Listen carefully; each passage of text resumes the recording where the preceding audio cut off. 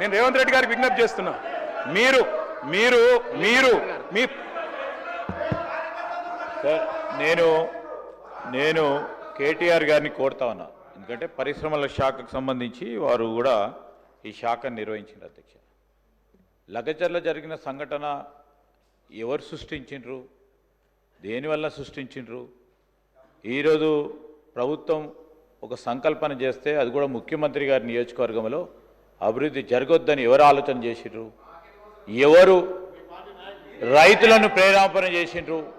రైతులను ప్రేరేపణ చేసి రెచ్చగొట్టి ఒక అధికారిని సంపాలని ఆదేశం ఇచ్చింది ఎవరు?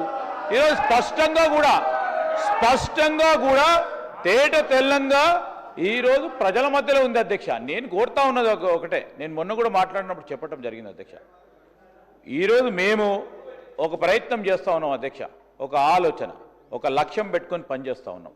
ఆ లక్ష్య సాగతంలో తెలంగాణ రైజింగ్ అని పెట్టి ఈరోజు యావత్ ప్రపంచంలోనే ఒక తెలంగాణ మరి మన భారతదేశంలో ప్రధానమైన ముఖ చిత్రంగా నిలబడాలని ఆలోచన చేసి ముందుకు నడుస్తూ ఉంటే అనేక సందర్భాల్లో కోరినాం, అభివృద్ధికి అడ్డు రాకుండి, అడ్డుపుల్ల లేకుండి, రైతులను రెచ్చగొట్టకుండి, రైతులను రెచ్చగొట్టే ప్రయత్నం చేస్తే మీరు మాకు కాదు అన్యాయం చేసేది, రాష్ట్ర ప్రజలకు అన్యాయం చేస్తూ ఉన్నారు, ఆపు చేయండి అంటే కూడా వినలేదు. ఎవరు అధ్యక్ష? ఎవరేసిండ్రు శిక్ష?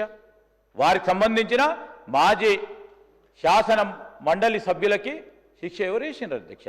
ఇదిగో మేము కాదు, మేము కోరింది అది.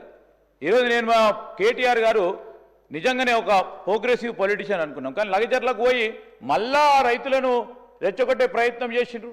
ఇదేంది అధ్యక్ష? ఇంకో దగ్గర ఎక్కడ పరిశ్రమ పెడితే దాన్ని రెచ్చగొట్టే ప్రయత్నం చేస్తూ ఉన్నారు.